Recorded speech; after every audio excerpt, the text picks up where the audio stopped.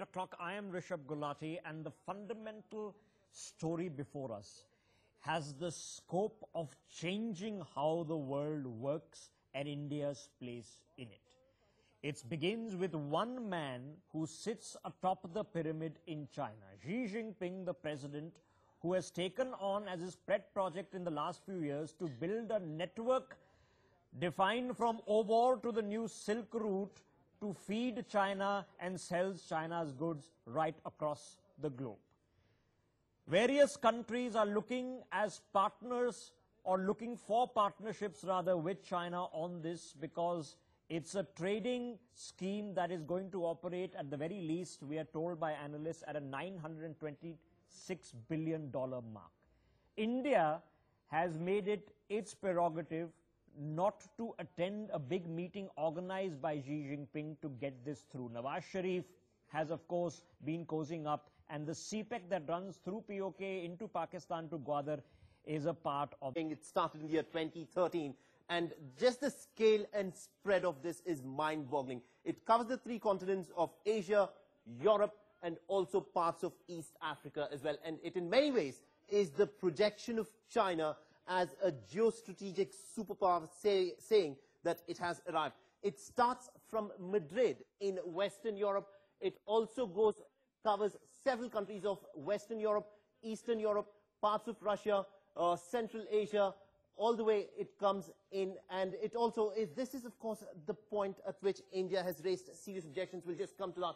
And then it runs all the way. This, in many ways, is resuscitating the ancient legendary Silk routes. Now, it covers via railroads, it covers via land routes, and it is also something which is going to bring into effect a lot of these maritime sea routes, which will be made operational. Now, this was envisioned in the year 2013, and it is set to be something that will go on for many years to come. And you know, the estimate at which it is being pegged, it is said that China intends to invest anywhere from $4 to $8 trillion over a course of the next few years. But the point of contention, why has India not taken part in the 2-day summit, which has kick-started today in Beijing, where 29 heads of states are taking part? The reason why India has skipped this meet is because of this very contentious CPEC corridor, which is a part of this very ambitious project, One Belt, One Road.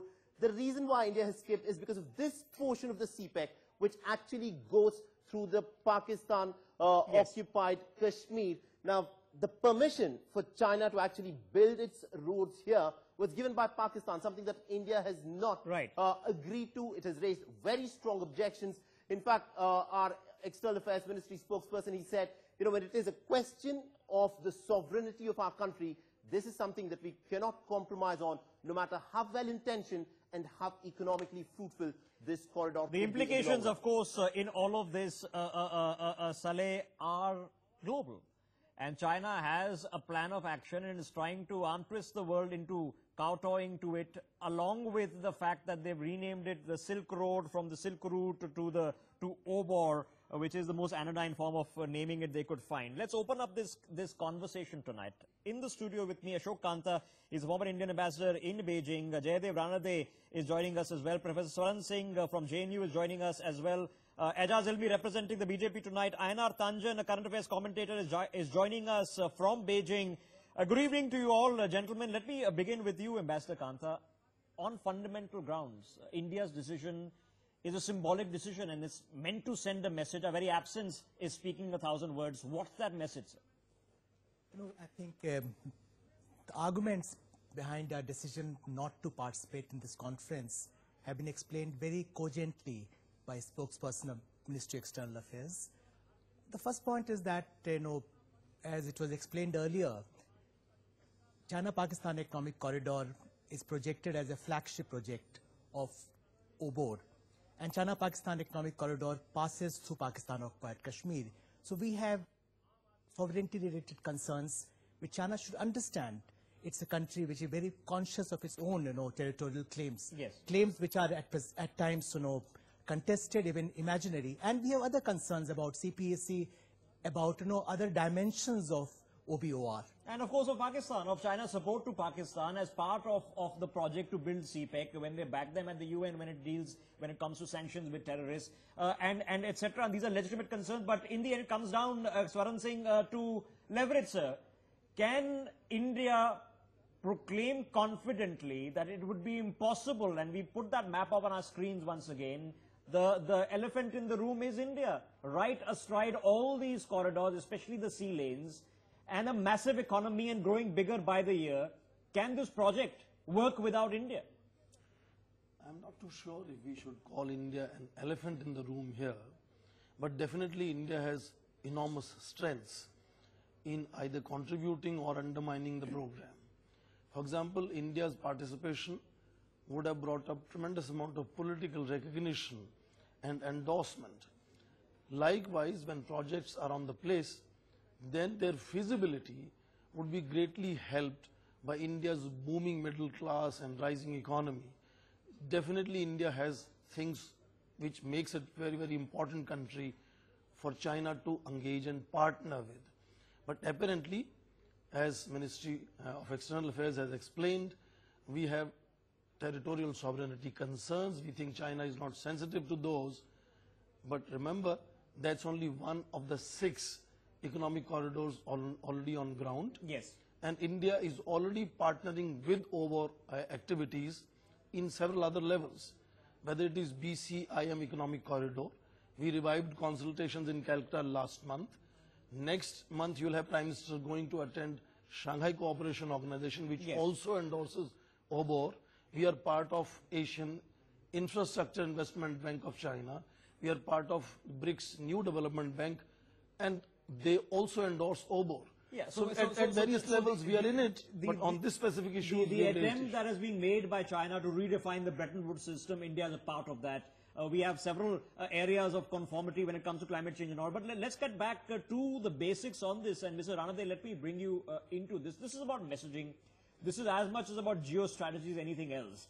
And a message is being sent out to China. What do you think that message is, sir? Well, very clearly it is that unless China discusses such projects with India, unless India is taken on board, because there are a lot of doubts that we have about the strategic space being squeezed, not only of India but other countries in the process, about China ignoring what it had said about the core interests of all the participants being taken into account. All this has to come in, and it hasn't. So I think India's message is very clear that we are not willing to join up with China in a project that has been conceived and is being led by China for China's benefit, unless and until the project details are clarified. Okay. There's another point here, is the security aspect. When we spoke of the China-Pakistan economic corridor, which this afternoon Xi Jinping described as one of the key elements underpinning the One Belt, One Road, what we must take into account is the manner in which it was done. China, by going in for this corridor, by announcing this corridor, has itself dispelled the ambiguity that it maintained for many decades on the status of Kashmir, of POK and Gilgit and Baltistan. Yes. And it was done just 3 weeks before Prime Minister Modi's visit to Beijing. Surely the matter could have been discussed earlier before having decided on whether to go ahead or not. Okay. So these are all the issues that do come in. There's a strangeness in this, and before I come back to Ambassador Kanta on this, so let me quickly invite Ejaz Ilmi into the conversation. He represents the BJP. Mr. Ilmi, the logic of why India has not gone in the public domain has already been defined by the Ministry of External Affairs. But it is a reality that we are the one big country, especially sitting in Asia, missing from what China has managed to put together at Beijing, sir. How long can we sort of make that position last?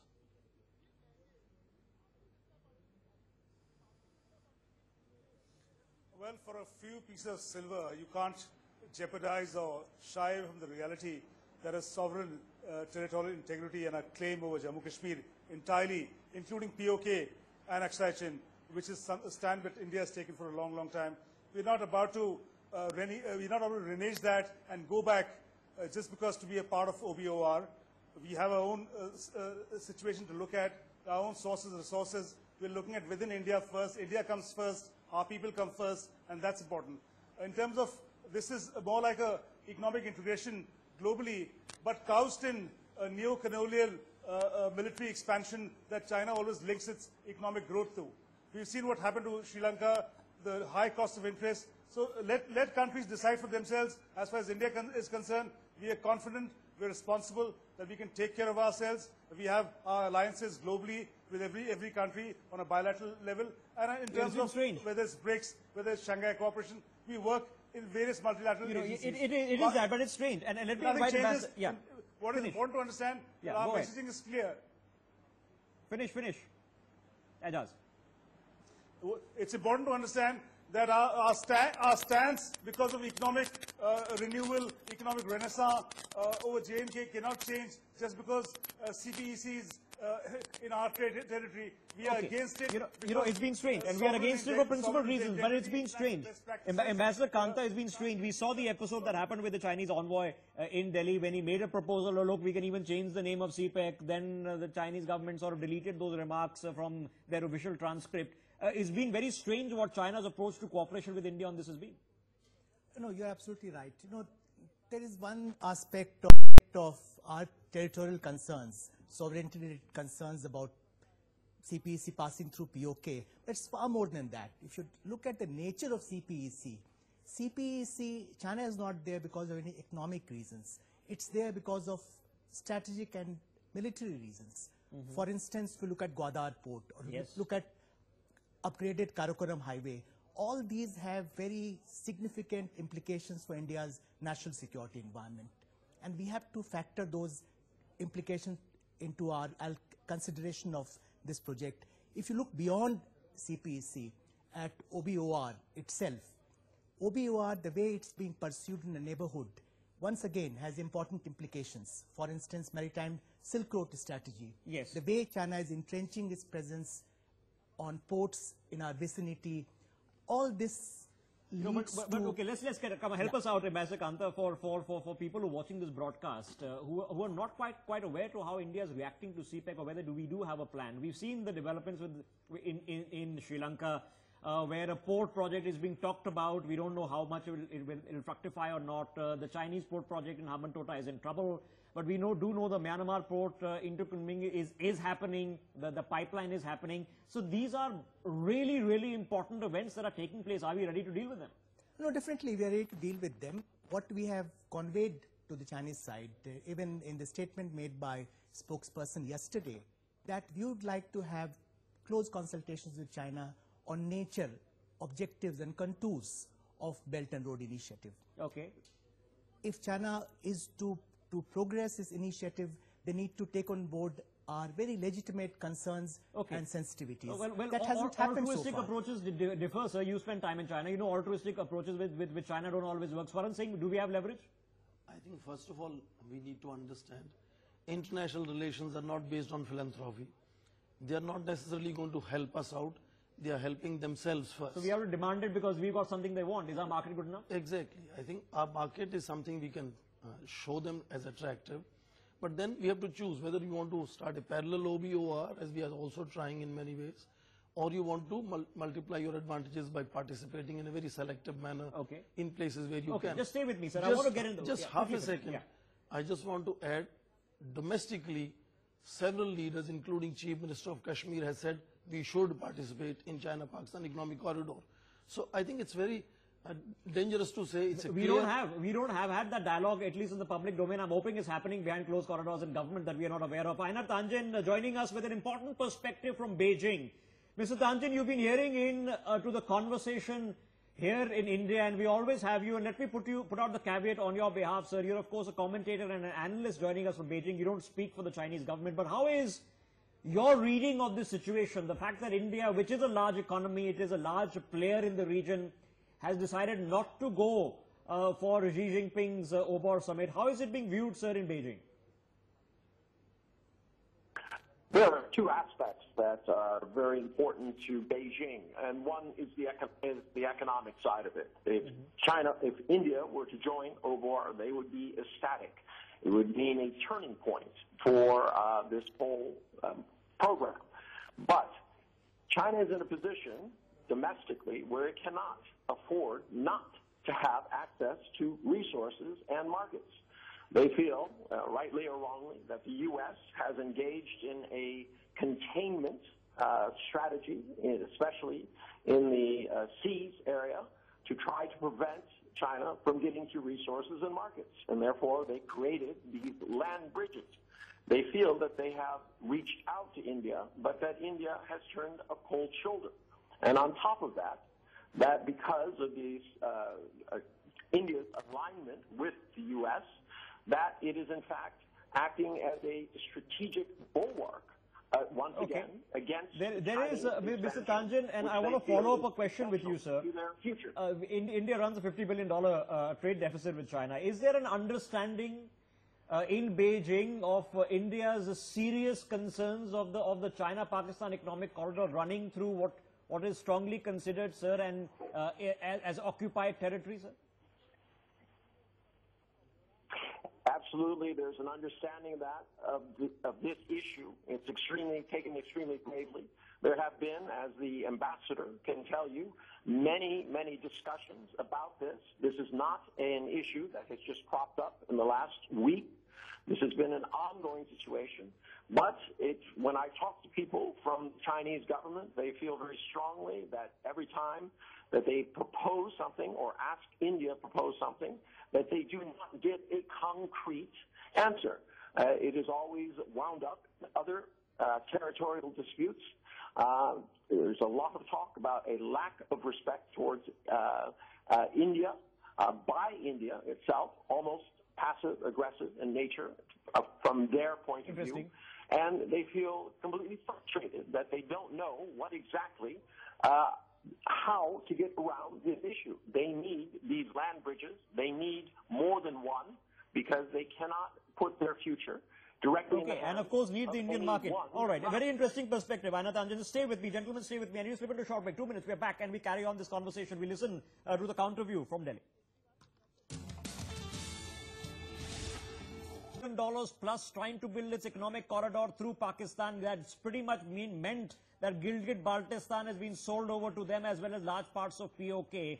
Today in Beijing, this is being legitimized in a massive conference with 29 heads of state. India is not attending specifically for that purpose. How long can we ensure that we stay out, or at what terms can we re-engage with probably the biggest economic trade pattern shifting attempt that has been taken on in recent history? We've been listening into the word in from China. Several reactions want to come in, and I want to bring Jaidev Ranade into this conversation. Jaidev Ranade, you heard the view from Beijing.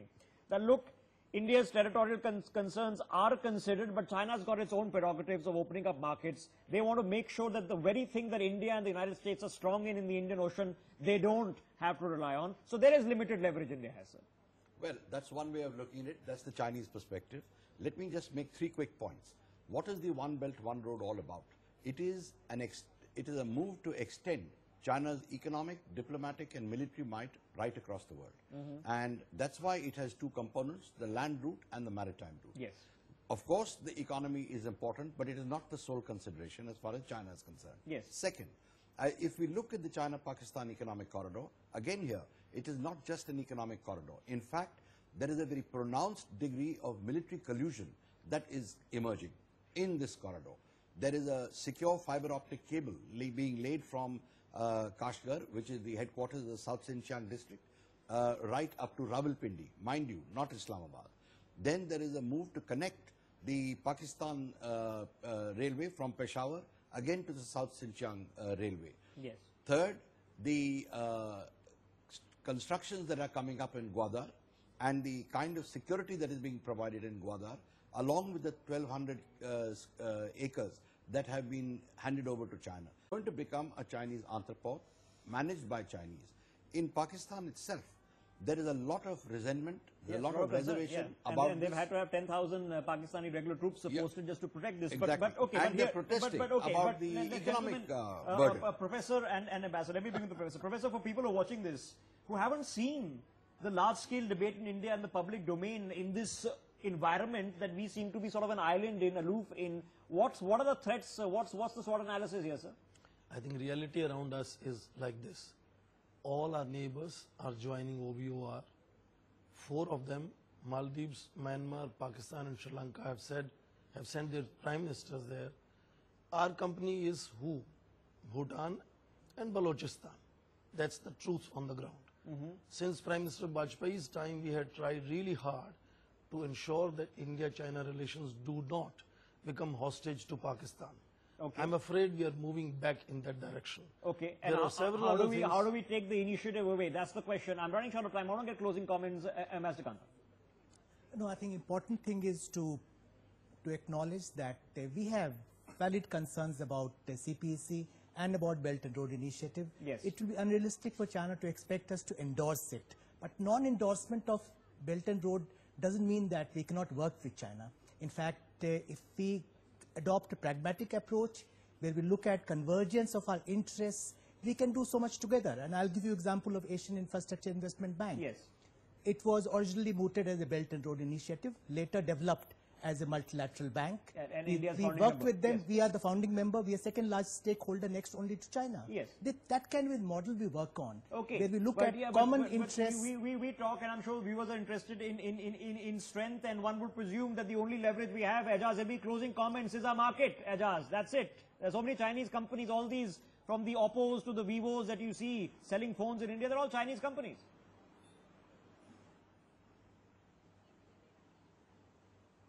These Well, companies that's are all right. already in. We are not out to contain people. We are out here to leverage our own market. And as long as products are made here and they're done in India for India, and we are a large export hub also, we are confident as a nation, as far as the economy is concerned, that we have a market large enough. But don't forget, something like this is also going to impact a lot of other countries. There'll be interesting markets opening up. Otherwise also. So I've got 30 seconds left, and I want to give the last word to the voice from protect our Beijing. sovereignty over Jammu Kashmir. Einar Tanjan, it comes down to something basic. It would be mutually beneficial for two extremely large and getting larger economies sitting astride each other here in Asia to work together on this. It could be world-changing. Is there an assessment within China that China also can't let its ties with India be centered only around Pakistan and POK, sir? Obviously, what you say is absolutely correct. If India were to join in on this, it would have world-changing effects. The question is, how does each side, India and China, want to define its strategic interests? Remember, this whole idea of a new Silk Route was developed simply because China felt it was being hemmed in by U.S. interests in the sea areas. Okay. So they developed a six-pronged response. The question is, will India hold its relationship and its economic future hostage to the issue of Pakistan? Mr. Tanjan, I apologize, I'm out of time, sir. But I think your message from the viewpoint of Beijing, and of course interpret an analyst's viewpoint from Beijing is clear. And it is a debate. About time we had it here. The initiative might have been from China, but how the end game plays out must certainly come from New Delhi. Gentlemen, for joining us on the broadcast, putting this debate into motion in public domain. Thank you. Short break. The Sunday